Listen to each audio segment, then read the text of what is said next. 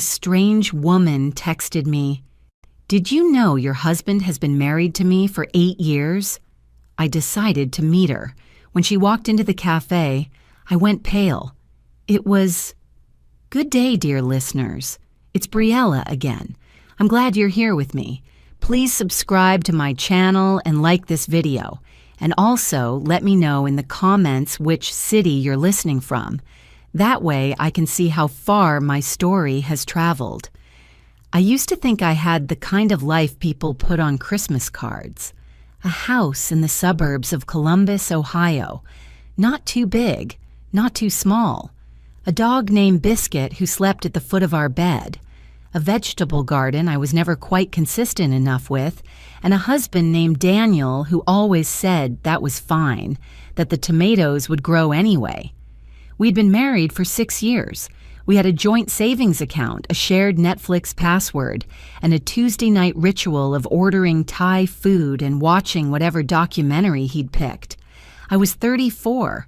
I was, by every measure I knew how to apply, happy. Daniel worked in logistics consulting. That meant, in practical terms, that he traveled. A lot.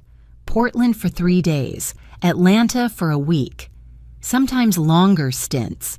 Chicago, Dallas, once a full month in Denver for a systems overhaul that I never fully understood but never questioned either. I was a physical therapist with my own small practice. I had patients to think about, invoices to send, staff schedules to manage. His absences felt normal. They had always felt normal. Isn't that the most dangerous kind of normal? The first sign looking back was the phone. Daniel had always kept his phone face down on the table. I'd assumed it was a habit, something about focus, about being present. That's what he said once when I asked. I don't want to be one of those people always checking notifications. I found that endearing. I thought it meant he valued our time together. What I didn't notice, or didn't let myself notice, was that the habit intensified. By the spring of last year, he wasn't just placing the phone face down. He was taking it to the bathroom, sleeping with it plugged in on his side of the bed instead of the charging station on the dresser where we'd always kept our phones. Small things, the kind of things you can explain away 100 times before you run out of explanations. Then came the credit card. I handled our household finances. Always had, because Daniel said numbers made his eyes glaze over, and I actually enjoyed the order of spreadsheets. In March, I noticed a charge I didn't recognize. A florist in Indianapolis. $94. I stared at it for a long moment. Daniel had been in Indianapolis the week before, for work. Maybe a client gift, I thought. Consultants do things like that. I filed it away and moved on. But the next month there was a restaurant in the same city, then a hotel. Not the Marriott where his company had a corporate rate, but a boutique place I had to look up, the kind with a wine bar in the lobby and rooms that cost $300 a night. I started noticing the timing. He always came home slightly different after Indianapolis trips. Not dramatically different. Not cologne on his collar or lipstick smears from a bad movie. Subtler. A kind of quiet satisfaction, like a man who'd eaten a very good meal, a looseness in his shoulders. I told myself he'd found a restaurant he liked. I told myself a lot of things. What would you have done? Would you have asked? Or would you have kept filing it away the way I did, because asking out loud makes it real? By June, I had a folder on my laptop. Not a named folder, not something labeled Evidence or Daniel, just a collection of screenshots I'd taken of the credit card statements, highlighted and dated. I hadn't consciously decided to build a case. I think my hands had started doing it before my mind caught up. The message arrived on a Wednesday evening in July. I was at my kitchen counter in Columbus, finishing a glass of wine after a long day, still wearing my work clothes with my shoes kicked off on the mat by the door. Biscuit was asleep under the table. The house was quiet in the way it always was when Daniel was traveling. That particular silence that I had stopped noticing years ago because it had simply become the texture of my regular life. My phone buzzed. An Instagram DM from an account I didn't recognize. No photo, created 2 months prior, 3 followers, a username that was just a string of letters and numbers. The kind of account that looks like spam. I almost didn't open it. The message said, "Do you know that your husband has been married to me for 8 years?" I put down my wine glass, very carefully. I remember that detail, how carefully I set it down, as if the glass might shatter if I moved wrong. I read the message again, and then a third time. Biscuit shifted under the table, his collar jangling softly in the quiet. 8 years. Daniel and I had been together for 7. We had met when he was supposedly single. We had dated for a year before he proposed in a rented rowboat on Hoover Reservoir, and I had said yes, and my mother had cried at the bridal shower, and we had signed a marriage certificate in front of a judge because we both thought big weddings were excessive. 8 years. I sat down on the kitchen floor, not dramatically. I didn't slide down the wall or press my hands to my face. I simply sat down on the tile with my back against the cabinet and Biscuit immediately appearing beside me, pressing his warm weight against my leg. And I thought, with a clarity that scared me, I need to meet this woman. I don't know how long I sat on that kitchen floor. Biscuit eventually got bored and wandered back to his bed in the corner. The wine on the counter caught the light from the range hood and threw a small amber shadow across the tile. Outside, a neighbor's sprinkler started up. That familiar summer hiss that I had heard 1,000 evenings through the kitchen window. Everything was exactly as it always was, and nothing was. I did not cry that night. I want to be honest about that, because in the stories people tell, there is always immediate crying. Ugly, heaving, undeniable grief. What I felt instead was something closer to a very cold, very precise kind of disorientation. Like being handed a map and realizing, partway through a long journey, that it has been for an entirely different country.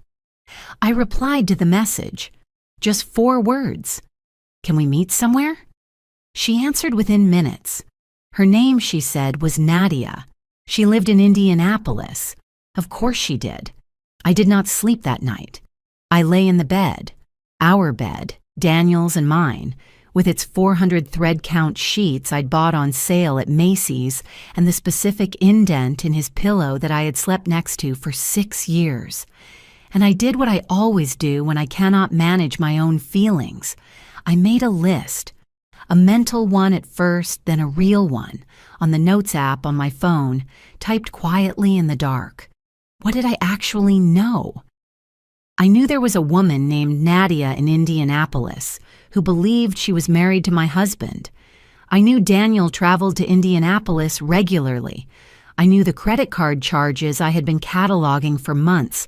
I knew the phone, face down, always face down. I knew the peculiar peacefulness he carried back from those trips, the looseness in his shoulders. What did I not know? Whether she was telling the truth, whether this was some elaborate scam, a stranger trying to extort money, playing on insecurity, whether Daniel had some explanation I couldn't yet imagine. But even as I listed the possibilities, I felt myself discarding them one by one. Because the truth is that the body knows before the mind admits. My body had been knowing for months. The next morning, Daniel was still in Atlanta, or wherever he actually was. He texted me at 7:30. "Good morning, babe. Meetings all day. Miss you." I stared at the message for a full minute. Then I typed back, "Miss you too," and set the phone face down on the counter. Face down. I hadn't even realized I'd done it until I looked at it lying there, mirroring his habit, and felt something shift behind my sternum. I went to work. This might seem strange. Sitting across from patients, guiding someone through shoulder rotation exercises, talking about recovery timelines, when my entire life had just cracked along a fault line I hadn't known was there. But I think it was exactly what I needed. My practice was on the east side of Columbus, a small suite in a medical building that smelled of antiseptic, and the lavender diffuser my receptionist, Keely, insisted on keeping at the front desk. I had 6 patients that day. I gave every single one of them my full attention, because the alternative was sitting alone with the thing I now knew, and I wasn't ready for that yet. During my lunch break, I sat in my car in the parking garage and did the accounting. Not emotional accounting. I would deal with that later. Practical accounting. Financial, legal, structural. Because if Nadia was telling the truth, then Daniel was a bigamist. That is a felony in the state of Ohio. It is also a felony in Indiana. Our marriage, mine and Daniel's, would need to be legally examined. The house was in both our names. The savings account held $42,000 that I had contributed to in equal measure. There was no prenuptial agreement. There were investments, a car loan I'd co-signed, a joint tax return filed 4 months ago. Do you understand what I mean when I say the floor had dropped out? It wasn't just a betrayal, it was a demolition. 6 years of a life, load-bearing walls I hadn't known I was depending on, now revealed to be hollow. I allowed myself 10 minutes to feel the full weight of it. Hands on the steering wheel, eyes closed, the parking garage humming around me with fluorescent light and exhaust. 10 minutes. Then I dried my eyes. I had started crying somewhere in the middle of the financial inventory, apparently. And I made a decision. I was not going to react. I was going to act. There is a difference, and it matters enormously. Reaction is what Daniel would expect. Tears, confrontation, a thrown plate, a screaming phone call. Action is something else. Action is a plan. Step 1 was meeting Nadia. I needed to understand what she knew, what she had, and who she was. Was she a victim, like me? Or was there something more complicated happening? I messaged her again from my car and we agreed. That Saturday, she would drive to Columbus, a cafe near my practice. Neutral, public, not a place Daniel and I ever went together. Step 2 was documentation. That evening, I went home, pulled up every credit card statement I'd screenshotted, and began building a real file. Organized by date, organized by location. I printed them at home and put them in a manila folder in the locked drawer of my desk. The one where I kept patient files, where Daniel would never think to look.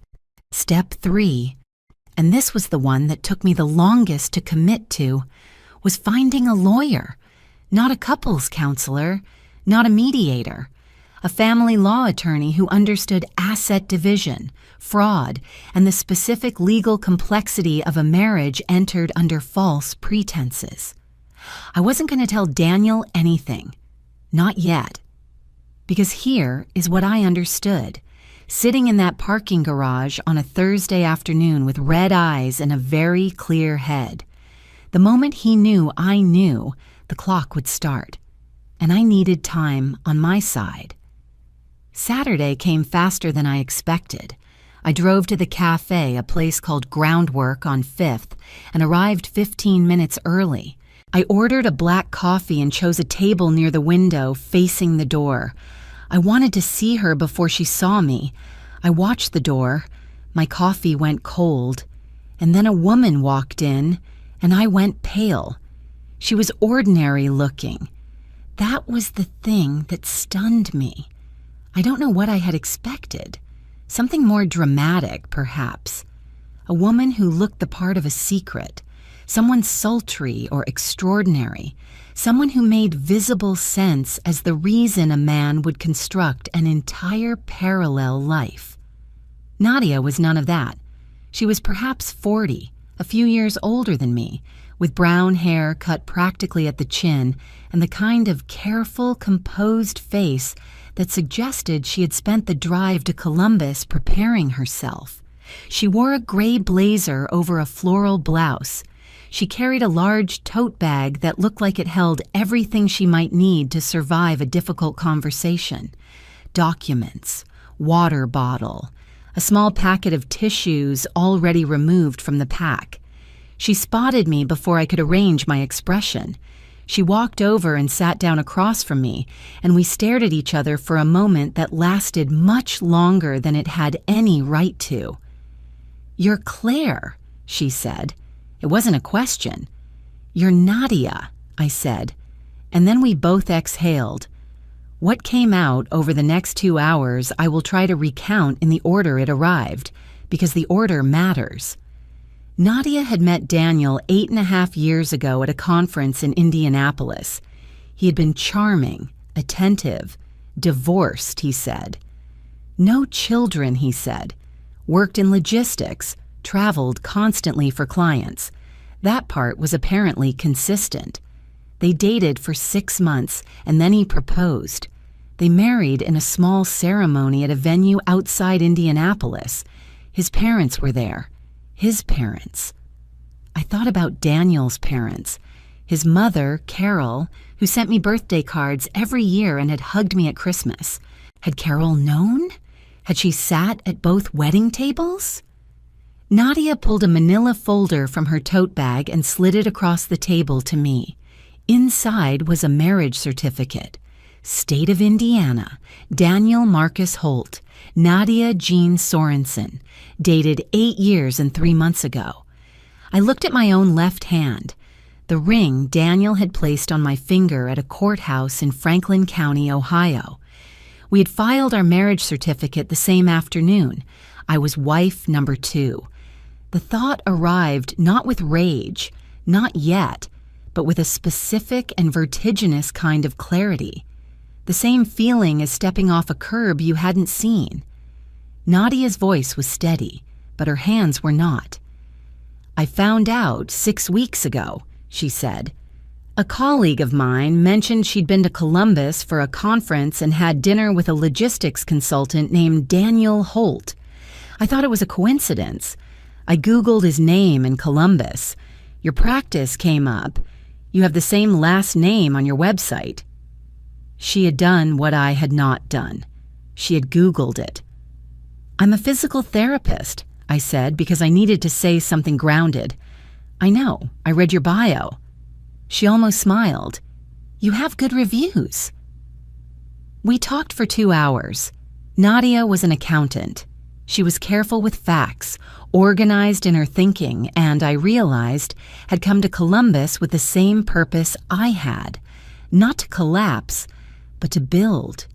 She had already consulted an attorney in Indiana. She had already begun documenting his absences, his finances, their joint accounts. That afternoon, I drove directly from groundwork on 5th to the office of a family law attorney named Patricia Owens, whose name I had found during my lunch break research earlier that week. Patricia's office was in a building on High Street, the kind of place that was deliberately calm. Beige walls, good lighting, a receptionist who offered water without being asked. I had called ahead. Patricia had fit me in for a late consultation. I sat across from a woman in her 50s with reading glasses on a chain and a manner that was both crisp and careful. I told her everything: the marriage certificate, Nadia, the credit card statements, the Indianapolis hotel, 6 years of what I had believed was a legitimate marriage. Patricia listened without interrupting. Then she asked me several questions. Did I have documentation of joint assets? Yes. Did I have the original marriage certificate? Yes, at home. Did Daniel know I knew? No. Had I told anyone else? No. She leaned back slightly. "What you're describing," she said, "is bigamy. It's a third-degree felony in Ohio and a level 6 felony in Indiana. Your marriage to him is, legally speaking, void, because he was already legally married when he entered it. That affects asset division, tax filings, potentially Social Security benefits." She paused. "But it also means that in terms of property acquired during the marriage, you have a strong fraud claim." I asked her the thing I needed to ask. "Can he go to prison?" She looked at me steadily. "If the state chooses to prosecute, yes." I signed the retainer that evening. Patricia's instruction was unambiguous. Say nothing to Daniel. Continue as normal. Let me gather the documentation in an organized way before we make any move. I agreed. I drove home in the October dusk with my hands very still on the wheel. Daniel texted me that evening from wherever he was. "How was your day, babe?" "Fine," I typed. "Quiet." But something had changed in the preceding 48 hours. Something in the air of the house. Some frequency I must have been unconsciously broadcasting. Because when Daniel came home 4 days later, he was different. Not dramatically, but I knew him, or I had thought I did, and I could read the shift. He was watchful. He kept glancing at me in the kitchen the way you glance at a surface you're not sure is stable. He asked me twice if I was feeling all right. I told him I was just tired. Work stress. He accepted it. But he didn't put his phone down at dinner that night, not even face down.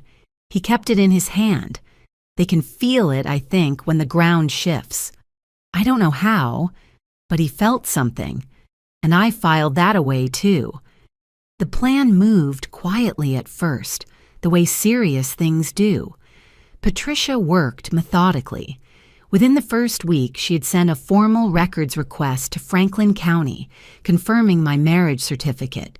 She had cross-referenced it with Indiana's public marriage records. Nadia had provided a certified copy of hers, 2 valid marriage certificates, 1 man.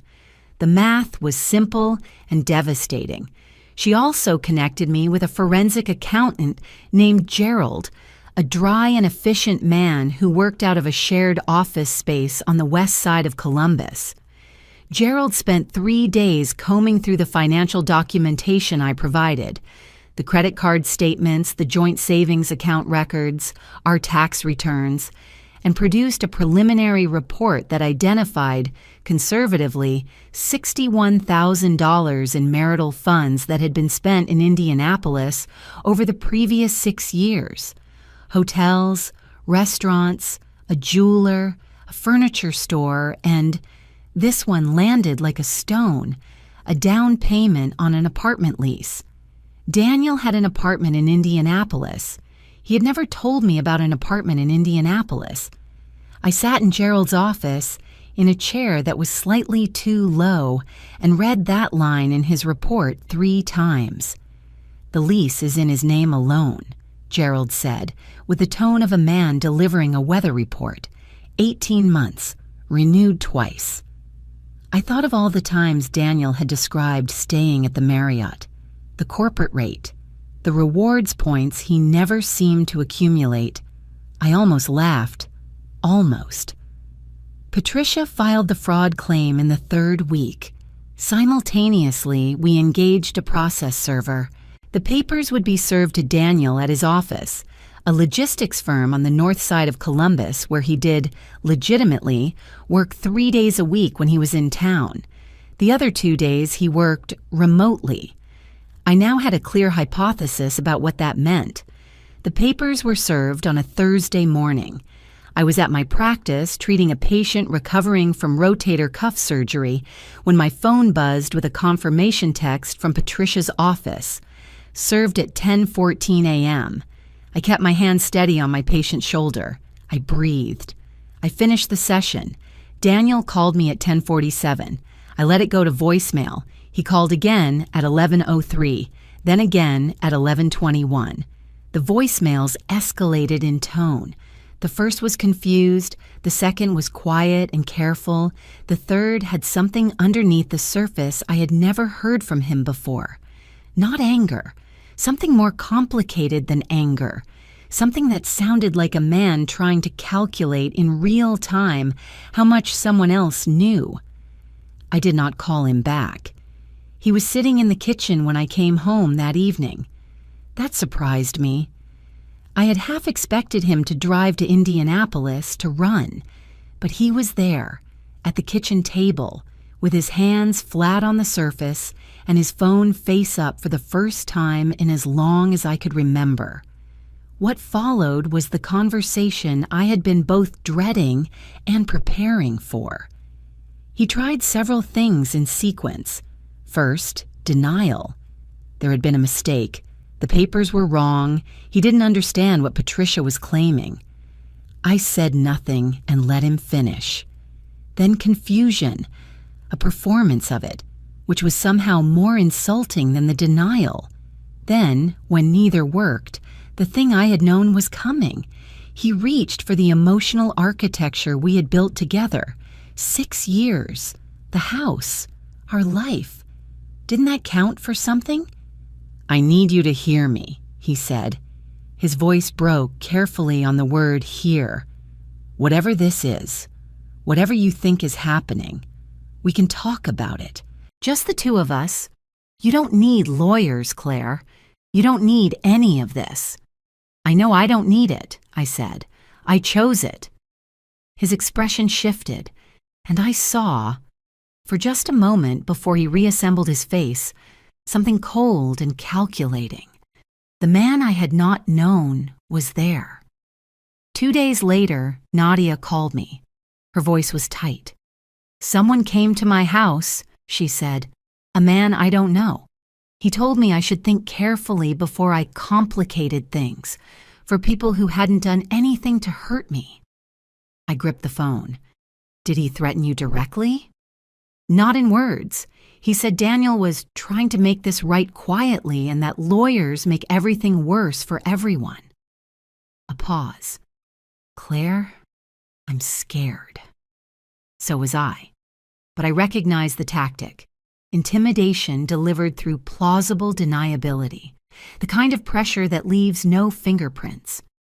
I called Patricia immediately. She contacted the Indianapolis police to file a report on the incident, creating a documented record. She also sent Daniel's attorney, he had apparently retained one in the 24 hours since being served, a formal notice that any contact with Nadia, direct or indirect, would be considered witness tampering. The pressure stopped. Not permanently. I knew that. But it stopped. Daniel moved out of the house that week, ostensibly voluntarily, but I suspected his attorney had advised it. The house was quiet in a way that was entirely different from the quiet of his business trips. This silence didn't have his shape in it anymore. Biscuit slept in the middle of the bed that first night. I let him. I took Friday and Saturday for myself. I drove to my sister's house in Cincinnati, Rachel, who knew nothing yet, who I would have to tell soon, and sat in her backyard with a glass of iced tea and did not talk about any of it. I watched her kids run through the sprinkler and listened to her husband barbecue and let myself be somewhere that had nothing to do with what was happening in my life. I cried in the car on the drive home, the ugly kind, the kind I hadn't let myself have yet. It lasted about 40 miles. Then it was done.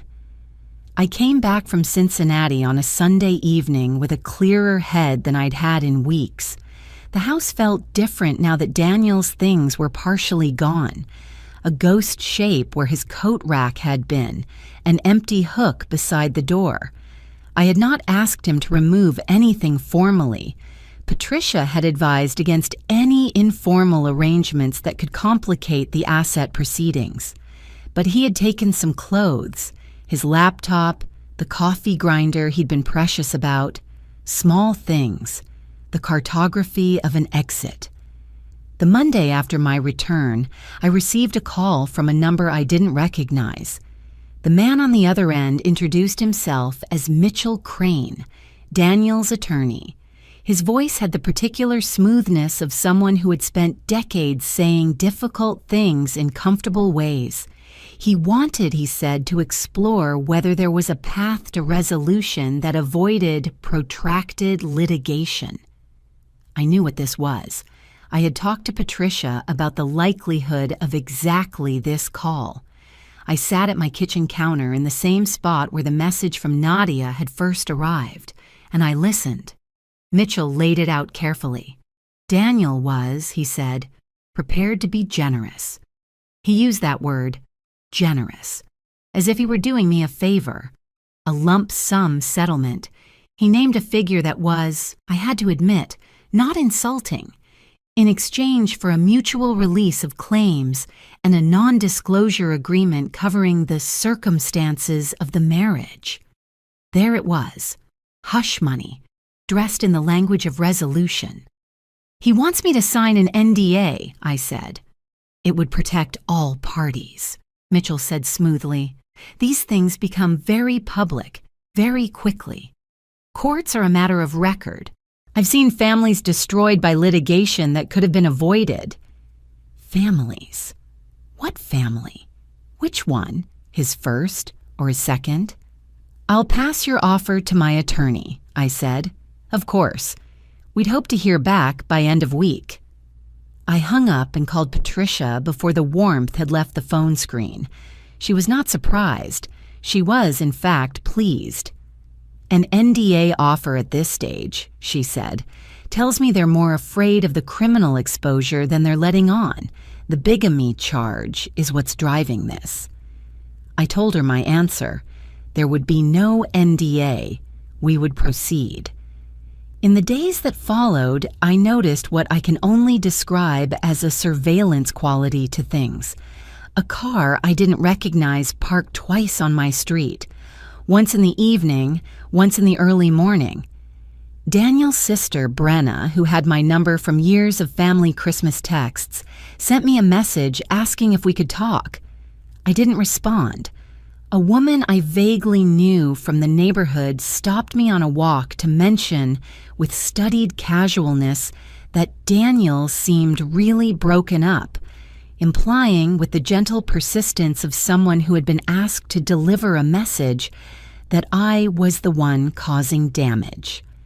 I found all of this clarifying rather than frightening. When someone sends emissaries instead of facing you directly, it tells you something about their confidence in their own position. The social support I found came from two directions, and both surprised me. The first was Nadia. We'd begun speaking every few days by phone, cautiously at first, with the awkwardness of two people who shared a strange and involuntary bond. But Nadia was steady in a way I hadn't expected. She was matter-of-fact and organized. She had, I learned, told her own sister and two close friends. She wasn't hiding. That mattered to me. She'd also retained her own attorney in Indianapolis, and the two legal teams were coordinating, which Patricia said strengthened both cases considerably. The second source of support was Rachel.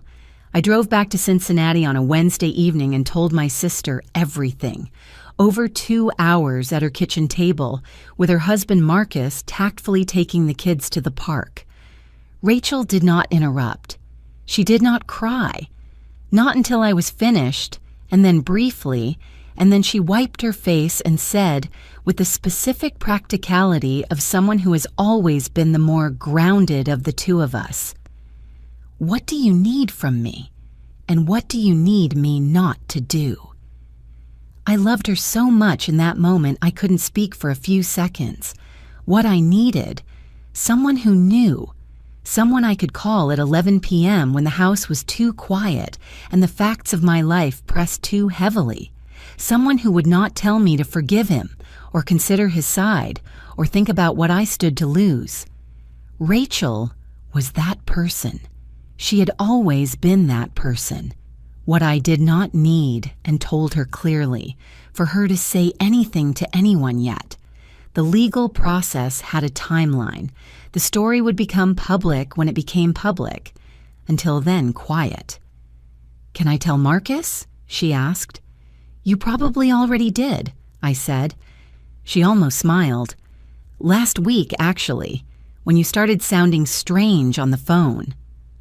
Marcus, it turned out, had a colleague who was a criminal defense attorney and could offer informal perspective on how Ohio prosecutors typically approached bigamy cases, a small, unexpected thread of luck in an otherwise exhausting tapestry. That week, I also returned fully to work. My patients, my schedule, the lavender diffuser at Keeley's desk, the ordinary business of healing other people's bodies while my own life underwent its own slow surgery. There is something to be said for usefulness, for showing up, doing the specific thing you are trained to do, and having it matter to someone regardless of what else is happening. I was not fine, but I was functioning, and I had decided, with a cold clarity that surprised even me, that functioning was enough for now. The rest would come. They came on a Saturday morning, 3 weeks after the NDA offer. I saw them pull up from the kitchen window, Daniel's car, and behind it, an unfamiliar white sedan. I watched them park, 2 doors opening. Daniel in the kind of carefully chosen casual clothing that said, "I'm not threatening, I just want to talk." And the woman who got out of the second car. I had not expected Nadia, but it wasn't Nadia. She was a few years younger than me, with highlighted hair and the particular posture of someone who has decided on their version of events and arranged themselves around it. I didn't know her. I had never seen her before. Later, I would piece together who she was. Melissa, Daniel's younger sister. Not Brenna, who had texted me. The other one. The one he was closer to. The family had, apparently, convened. I did not open the door immediately. I stood in my kitchen for a full 30 seconds and made a decision. Then I called Patricia's cell. It went to voicemail, it was a Saturday, and left a brief message describing who was outside and that I was going to speak to them briefly and document the conversation. I opened the voice memo app on my phone, pressed record, and set it face up on the counter near the door. Then I opened it. Claire. Daniel's voice had a quality I hadn't heard from him before, something almost humble, which, knowing what I now knew, was its own kind of performance. "We're not here to fight. We just want to talk." "You could have called," I said. "You haven't been answering." That was true. "Come in," I said, because having them outside on the porch felt more dangerous than having them where I could see them clearly. We sat in the living room, the same room where Daniel and I had watched documentary films on Tuesday nights.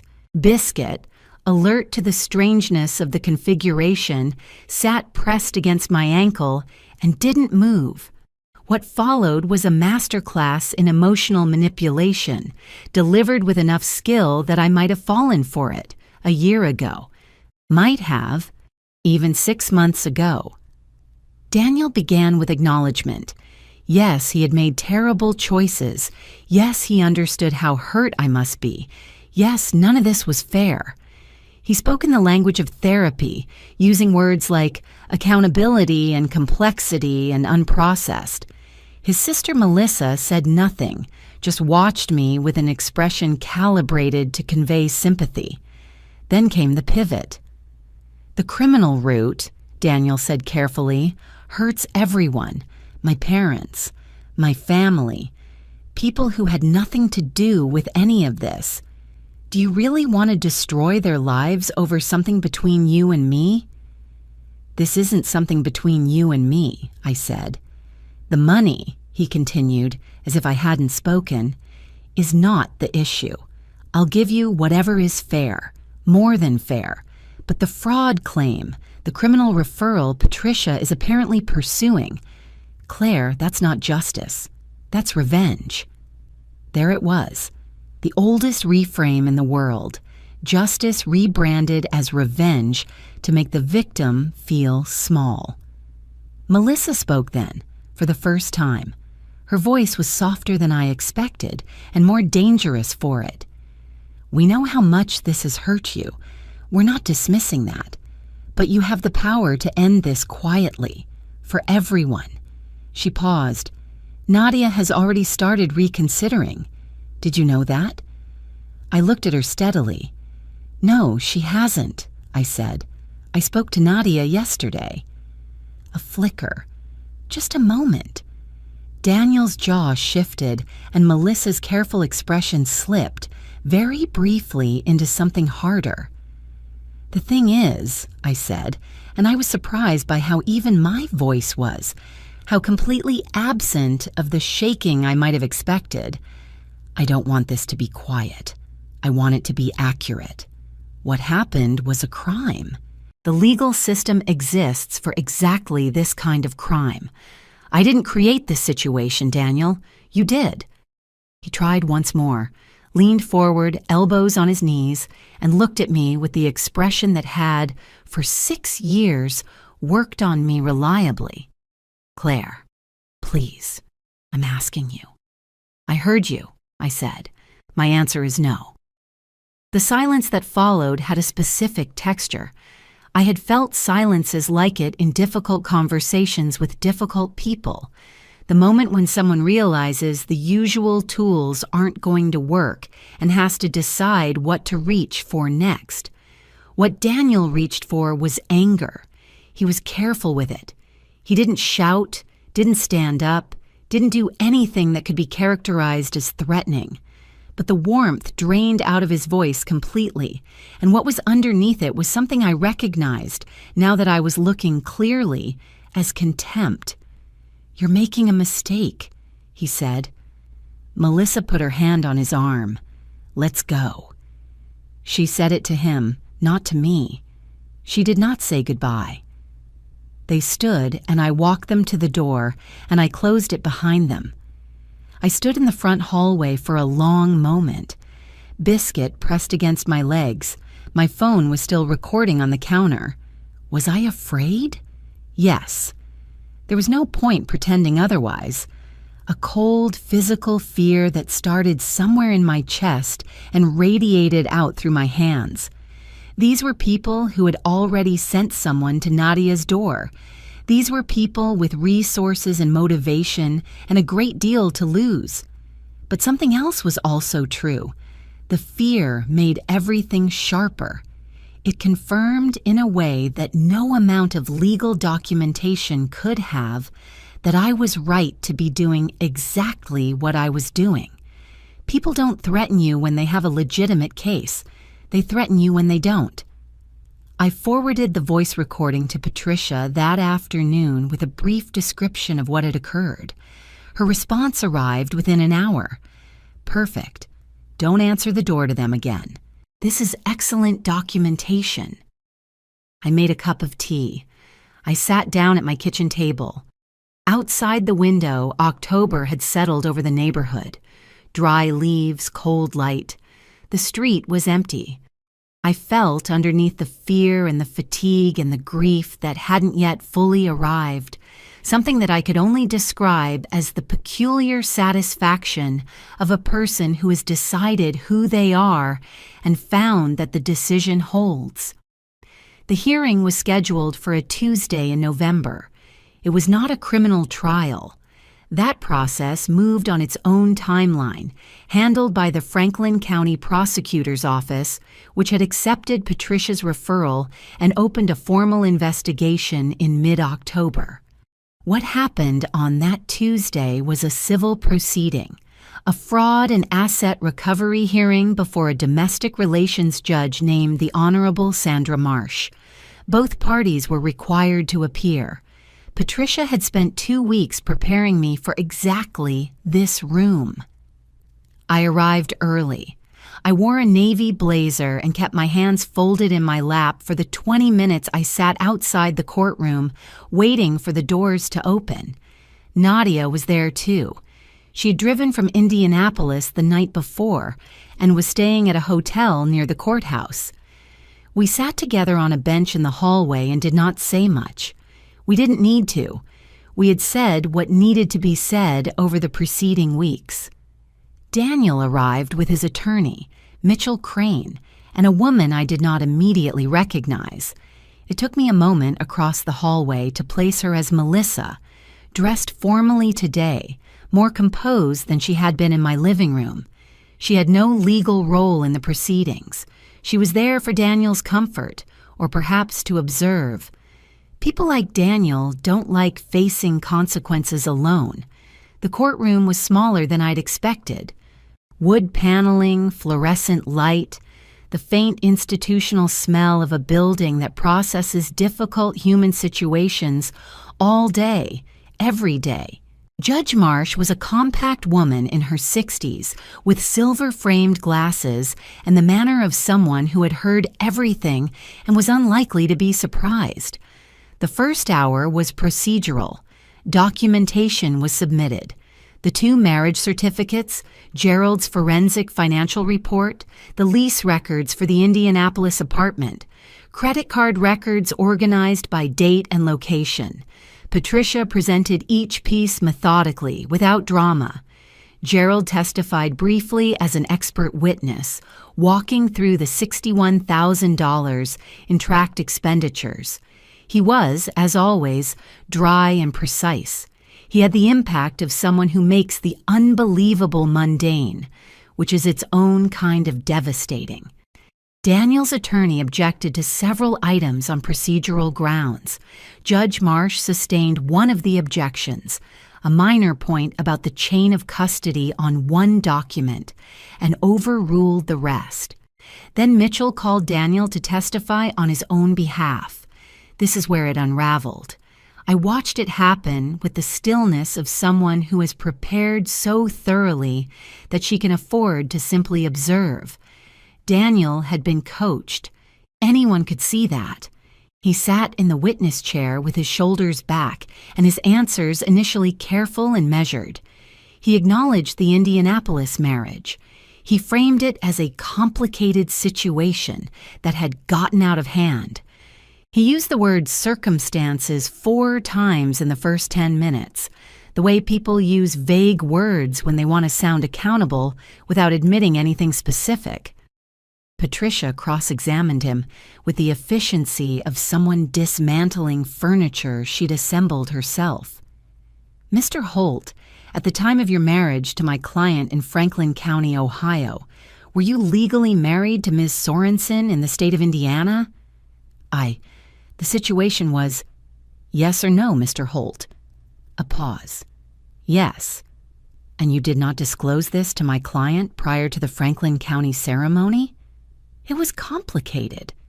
Did you disclose it? Yes or no? No. In the 6 years following that ceremony, did you file joint tax returns with my client? Yes. Did you represent yourself to financial institutions as a married man with one spouse? Another pause. Mitchell started to object. Patricia had anticipated it and had already moved to her next question before the objection could land. The financial piece was where Daniel's composure began to fragment. Gerald's report was precise down to the dollar. Patricia walked through specific transactions. The jeweler in Indianapolis, a specific purchase. Daniel said it was a client gift. Patricia produced a receipt, obtained through discovery, that showed the item was an engraved bracelet, engraved with Nadia's name. Is it common? Patricia said, with exactly the tone of someone asking a genuine question, to engrave a client's first name on a piece of jewelry. Laughter from someone in the gallery. Judge Marsh did not look amused, but she did not look surprised either. Daniel looked, for the first time since I had known him, genuinely cornered. Not the controlled discomfort of a man managing a difficult conversation. Actual loss of footing. He glanced at Mitchell, who kept his expression professionally neutral, which told its own story. Even his attorney had calculated the loss. The moment that ended it, not legally but in every other way, came when Patricia asked about the Saturday visit to my home. Daniel denied that he had made any implicit threats during the conversation. Patricia introduced, with the judge's permission, a transcript of the voice recording I had made. Mitchell objected. Judge Marsh reviewed the relevant Ohio statute on single-party consent recording. Ohio is a one-party state, and overruled the objection. The transcript was read into the record. The criminal route hurts everyone. My parents, my family. Claire, that's not justice, that's revenge. The courtroom was very quiet. I looked at Daniel across the room. He was looking at his hands. He had the specific stillness of someone who has run out of moves. Melissa, behind the bar, was less controlled. I saw her lean toward the man beside her, a relative, I assumed, and say something in a sharp whisper. Her composure, the careful performance she had maintained since my living room, had broken. What was underneath it was frustration, and underneath that, fear. I felt nothing triumphant. I want to be honest about that, too. What I felt sitting in that small courtroom in November, watching a man I had believed I loved exhaust his own credibility, was a vast and quiet sadness. Not for him, for the version of my life that had never been real. But I held it. I sat straight in my chair, my hands folded, and I held it, and I waited for Judge Marsh to speak. Judge Marsh ruled from the bench without deliberation. The record, she said, was sufficient. She spoke for approximately 12 minutes in the measured cadence of someone who means every word. The marriage between myself and Daniel Marcus Holt was declared void ab initio from the beginning. Because Daniel had been legally married to Nadia at the time of our ceremony, no valid marriage had ever existed in Ohio. This was not a dissolution, it was a nullification. And fraud committed within a void, marriage did not eliminate my claim to remedy. It strengthened it. She awarded me full recovery of my documented financial losses. The $61,000 Gerald had traced, plus interest from the date of the first fraudulent transaction. She awarded me the house, not on grounds of marital property, since no legal marriage had existed, but because I had contributed all identifiable down payment funds, held the mortgage in my own credit history, and Daniel had represented himself as co-owner through fraud. The joint savings account was frozen pending division, with priority given to my demonstrable contributions. She noted for the record that her ruling was being forwarded to the Franklin County Prosecutor's Office in support of the ongoing criminal investigation. Mitchell Crane sat very still. Daniel did not look at me. The criminal timeline moved separately. In February, the Franklin County prosecutor filed formal bigamy charges, a third-degree felony under Ohio law. Indiana filed parallel charges. Daniel pled guilty in April. His attorney had calculated that a trial would make everything significantly worse. He received 18 months suspended to 12 months of supervised probation and 200 hours of community service, with full restitution ordered on top of what Judge Marsh had already required. The judge noted the intimidation attempt against Nadia as an aggravating factor in sentencing. The logistics firm terminated him within 48 hours of the guilty plea becoming public. His professional certification was suspended pending a conduct review. His legal bills exceeded $80,000. Melissa was not legally implicated, but the voice recording, now part of the public civil record, was not kind to her. She had told me, on tape, that Nadia was reconsidering.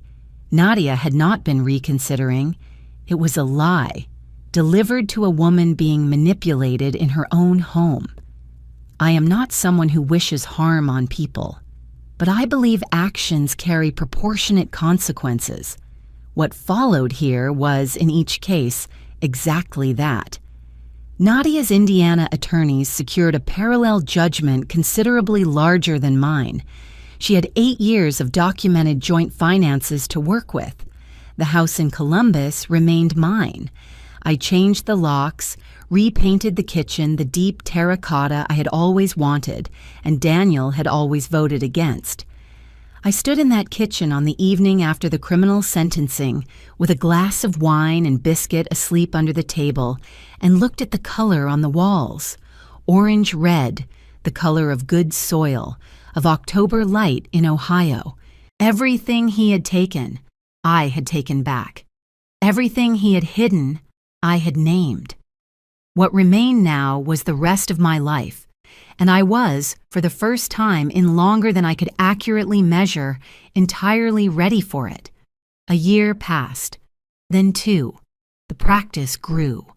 I hired a second therapist, expanded into a second treatment room, renegotiated the lease myself. No cosigner, no other name attached to anything. That detail felt significant. I started running again, told my parents everything that spring.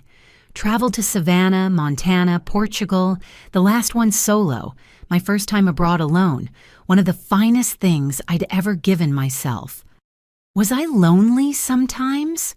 Of course. But I was learning the difference between loneliness and solitude.